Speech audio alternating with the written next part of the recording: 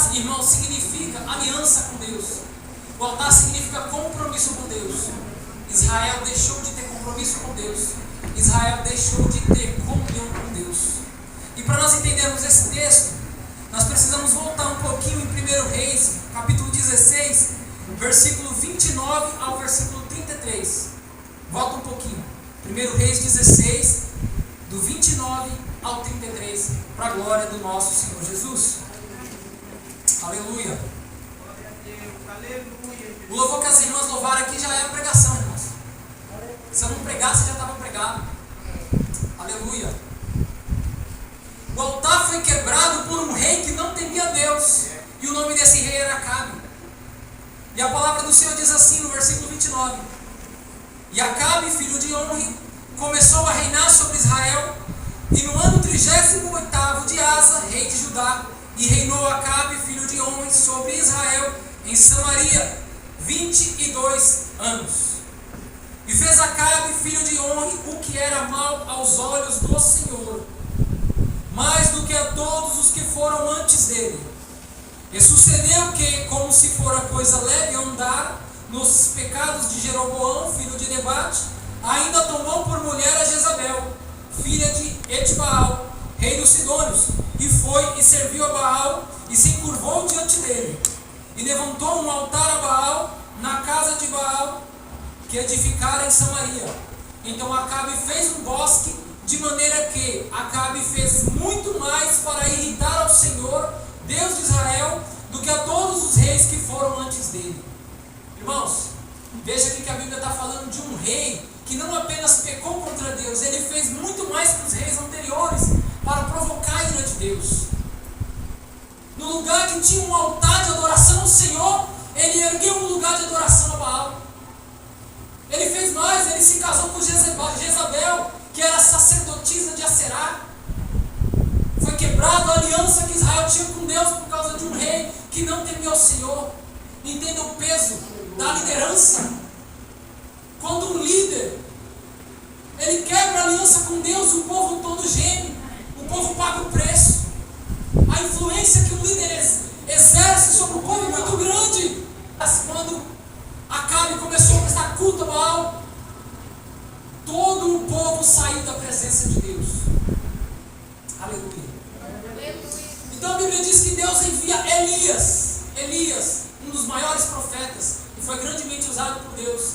Elias vai à presença de Acabe, e Elias chega na presença de Acabe e ele diz: Acabe, assim diz o Senhor, até o dia que eu dizer novamente que vai chover, não vai chover sobre a terra. 3 anos e meio, irmãos. Tiago 5, 17 e 18, a Bíblia diz que foram 3 anos e meio sem chover sobre a terra. Mas entenda que Acabe, ele reinava em Samaria. E mais para frente a Bíblia vai dizer que em Samaria, depois de 3 anos, havia uma fome extrema. Irmão, se Deus não mandar chuva, a fome é grande. Porque é por causa da chuva que tem a vegetação. É por causa da chuva que as plantas dão seus frutos. E nós temos alimento. Se não tiver a grama, como o boi vai pastar? Como um cavalo vai pastar? Se não tiver as frutas, como os animais vão se alimentar? Como nós vamos se alimentar se não tiver os grãos? Aleluia. Glória a Deus. Elias então ali, naquele período ali, onde ele profetizou, naquele momento, que não ia chover mais na terra, Elias ele não ficou desamparado. Porque o homem de Deus não fica desamparado. Aleluia. Deus estava usando Elias, mas Elias não estava sozinho na missão. Elias foi corajoso, entregou o que Deus mandou. E Deus então envia Elias para o ribeiro de Quiriate. Sabe por quê, irmão? Porque no ribeiro de Quiriate tinha água doce, água potável para beber. Mas Elias estava ali escondido, estava ali. Deus estava preservando a vida dele ali. Ele só ia tomar água. É impossível o ser humano sobreviver só com água. Então Deus envia corvos para alimentar Elias de manhã e de noite com carne e pão. Glórias a Deus. Entenda que se Deus te levar numa missão para fazer a vontade dele, você não está sozinho. Só confia nele.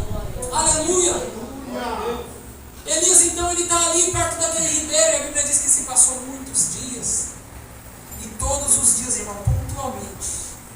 Os corvos traziam pão e traziam a carne.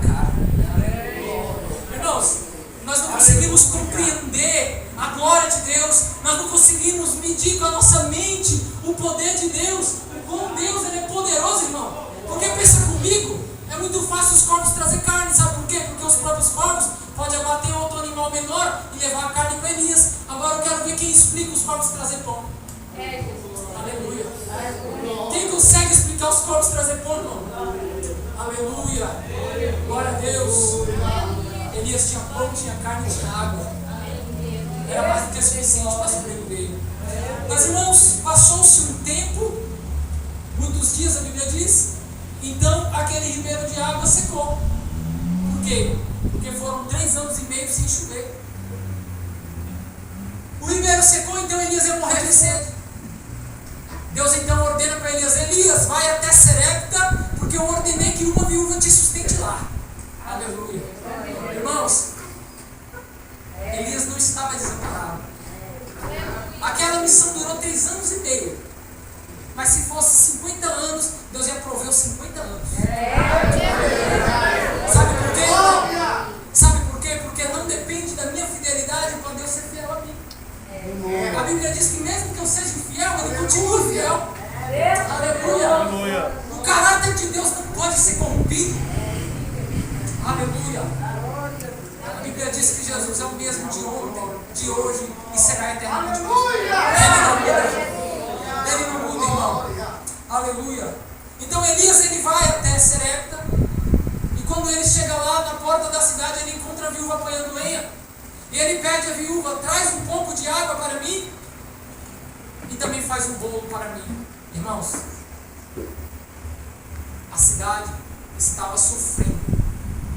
O povo estava gemendo, porque o povo não tinha alimento. E a Bíblia diz que aquela mulher, ela fala para Elias que só tinha um pouquinho de farinha na panela e um pouquinho de azeite na botija.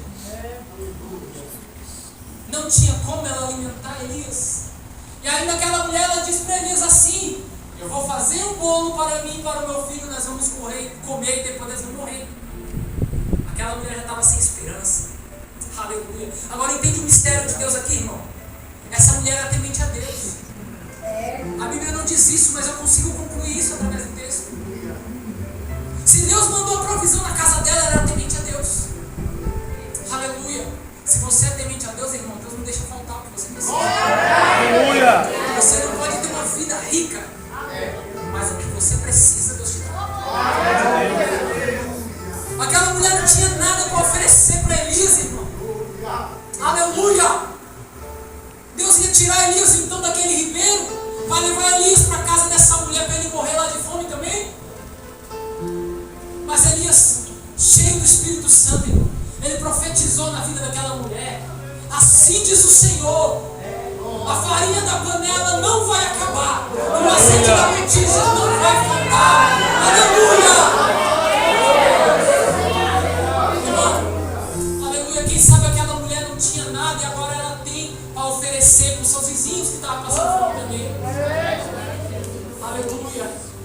Irmãos, Deus só não livrou Elias da morte naquele momento por fome e por sede, como também salvou da morte aquela mulher e aquele filho.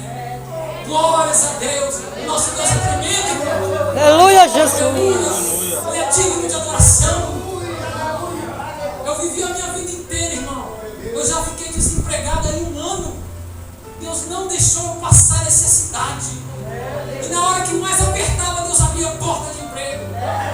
Glórias a Deus. Eu posso testemunhar que Deus é na minha vida. Aleluia. Passou-se então um tempo depois que o milagre aconteceu e confirmou a palavra de Elias. A Bíblia diz que o filho dessa mulher adoeceu e a doença se agravou. Irmãos, tinha um homem de Deus naquele lugar. Aleluia. A morte daquele menino, irmão, era ali um instrumento que Deus estava usando para evangelizar ainda mais aquela mulher, para aumentar a fé dela.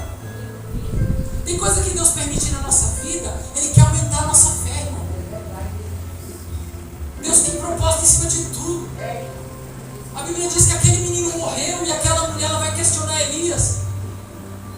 Você veio até a minha casa para trazer à memória a minha iniquidade e punir com a vida do meu filho? Irmão, quando o homem de Deus ir na tua casa, não é para levar praga não. Quando o homem de Deus ir na tua casa, é para levar a palavra do céu. Mas qual mãe não ficaria desesperada nesse momento? Eu te pergunto.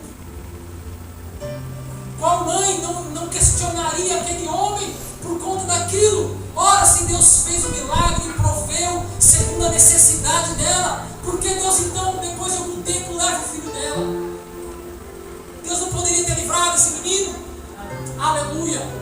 Irmãos, mas Elias tinha uma comunhão com Deus tão grande, que eu creio que Elias ele não se intimidou nem um pouquinho.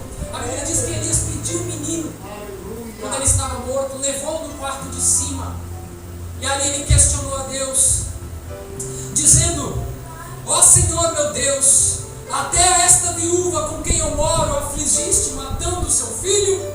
Então se mediu sobre o menino 3 vezes, e clamou ao Senhor e disse: o Senhor meu Deus, rogo-te que torne a alma deste menino a entrar nele. Aleluia. Irmãos, Elias naquele momento ele não se intimidou, ele não se apavorou, ele não se entregou. O que ele fez foi o que nós temos que fazer por fé, irmão. Ele foi clamar ao Senhor, e o Senhor levantou aquele menino da morte. Ora, o nosso Deus, ele pode ressuscitar, irmão. Jesus, glória a Deus.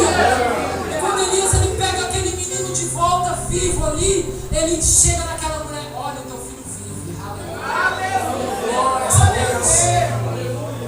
E naquele momento, irmão, aquela mulher ela teve certeza que Elias era homem de Deus. Glória aquele sinal. Aleluia. Passando um pouco mais de tempo, aleluia, estava se aproximando um tempo que voltaria a chover. Foi determinado 3 anos e meio, mas ninguém sabia, só quem sabia era Elias. Porque foi ele que profetizou. E foi a ele que Deus entregou esse mistério. Deus então visita Elias e diz: Elias, vai ao encontro de Acabe, porque eu tornarei a devolver a chuva para a terra. Elias então ele parte para onde Acabe está, mas Acabe ele saiu com seu servo Obadias, que era seu mordomo, para procurar algum lugar que tinha pasto, que tinha alguma grama, alguma plantação, porque Acabe estava preocupado com os animais. Os animais poderiam morrer. Irmão, eu te pergunto, depois de 3 anos sem chover, e não foi o acaso, foi o homem de Deus que profetizou, Acabe não poderia destruir ali aquele altar de Baal que ele fez, se converter ao Senhor, e seria o suficiente para Deus mandar chuva na terra? O problema, irmão, é que muitas vezes nós somos cabeça dura. Em vez da gente buscar naquele que pode trazer a solução, nós vamos fazer do nosso jeito. O nosso jeito, irmão, não importa. O que importa é o jeito de Deus.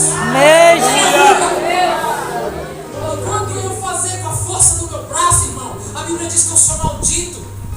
Enquanto eu confiar no homem, a Bíblia diz que eu sou maldito.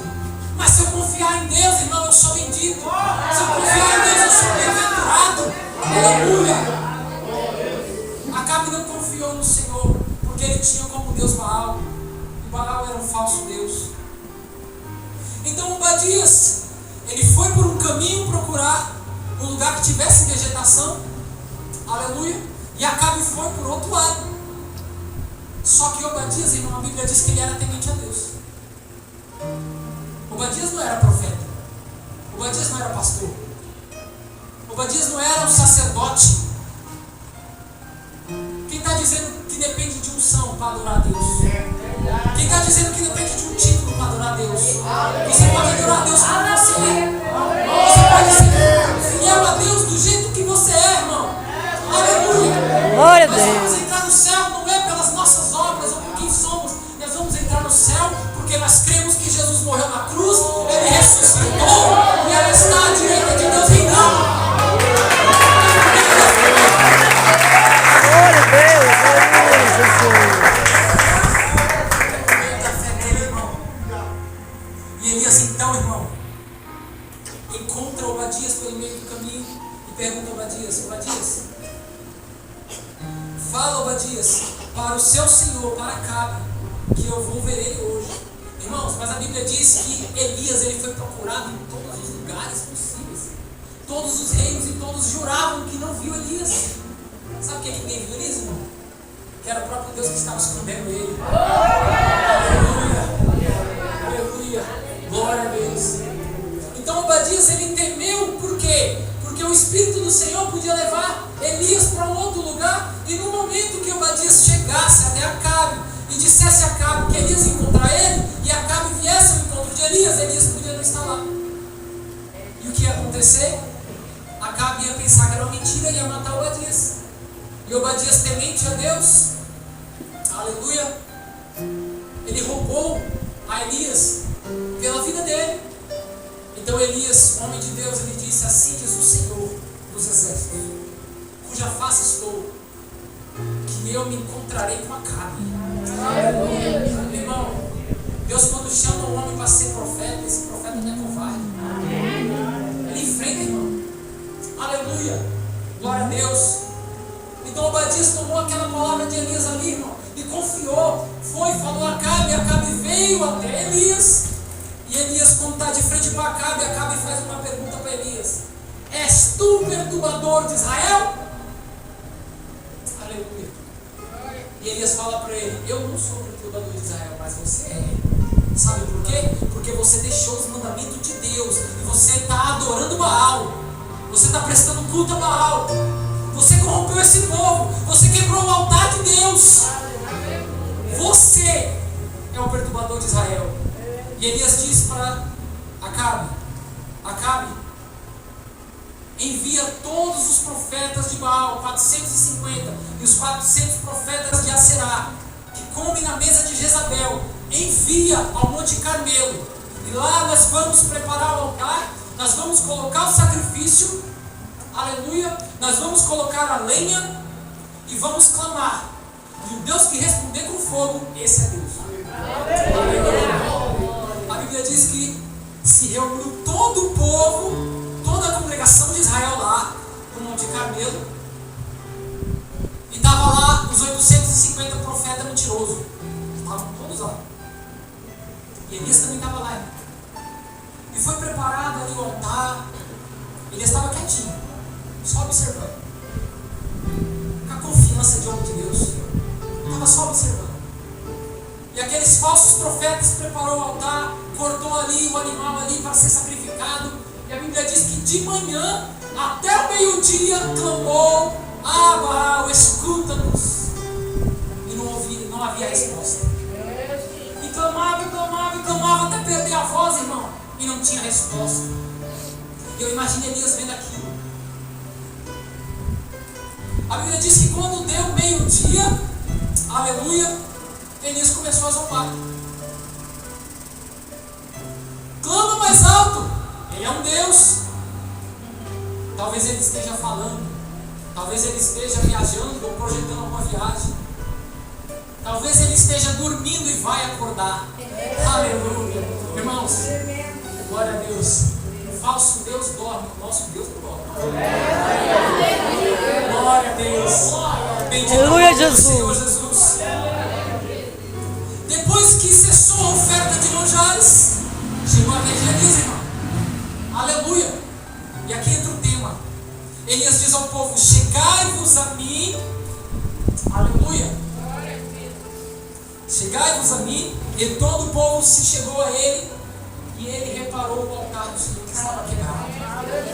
Irmão, entenda que o povo estava afastado de Deus. E para se reparar o altar, é necessário se arrepender. É necessário restaurar a aliança com Deus. Aleluia. O povo viu que Baal não respondia. O povo já ficou assim: eu acho que Elias está certo. O povo foi onde Elias estava. E a Bíblia diz que Elias pegou 12 pedras representando as 12 tribos de Israel e reparou o altar. O altar do Senhor que outrora estava quebrado, agora está de pé. Aleluia. E a Bíblia diz que foi feito ali todo o processo bonitinho. E ainda Elias mandou fazer uma cavidade da largura de 2 sementes, que a Bíblia chama de rego. E aí Elias mandou que fosse molhado com 4 cântaros por 3 vezes o altar. o holocausto. Irmãos, estava muito fácil. Só um animal ali em cima. Tinha que molhar para ser mais difícil. Aleluia. E a Bíblia diz que molhou tanto que até aquela cavidade ficou toda cheia de água. Elias então, diante da congregação, ele orou ao Senhor, irmão. Aleluia. Glórias a Deus. Roxo, Aleluia. Aleluia, glórias a Deus. E Elias orou ao Senhor dizendo: responde-me, Senhor, responde-me, para que este povo conheça que tu, Senhor, é Deus e que tu fizeste tornar o seu coração para trás. E sabe o que aconteceu em seguida? Deus mandou fogo do céu, e o fogo consumiu com tudo. Até a água que estava naquele rego, irmão, secou. Eu imagino que aquilo ficou tudo preto. E aquele povo que só o Senhor é Deus. Só o Senhor é Deus. glória a Deus. Irmão, Satanás foi envergonhado naquele lugar, irmão. Aleluia. E após isso, para concluir, aleluia, Elias, ele dá uma ordem àquele povo: lançar em mão dos profetas de Baal e de Aserá. E eles foram conduzidos até um outro lugar, e ali todos eles foram mortos. Irmão, entenda, aleluia, que para profetizar em nome do Senhor, Deus tem que te chamar. Entenda que para falar em nome do Senhor, aleluia, não pode estar de qualquer jeito.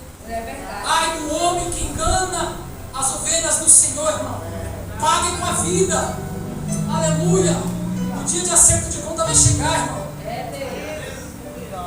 Aleluia.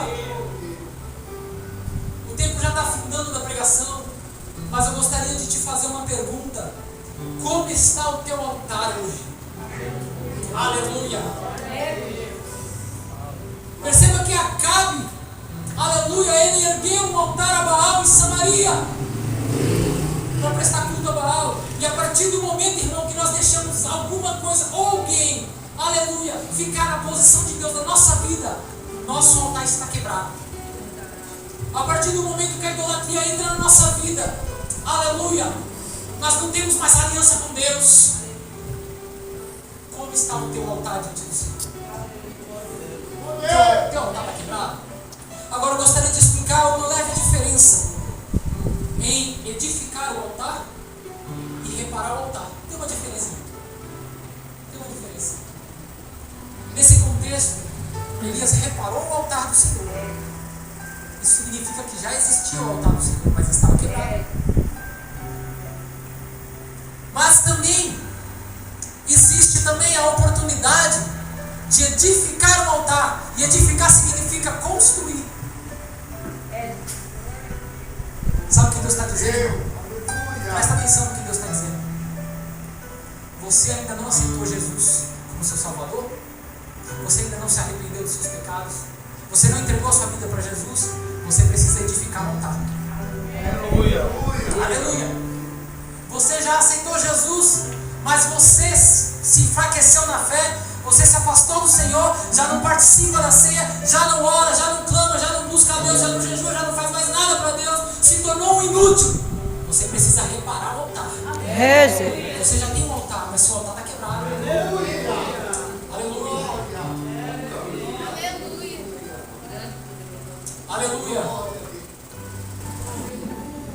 Eu louvo a Deus, irmão, por essa oportunidade.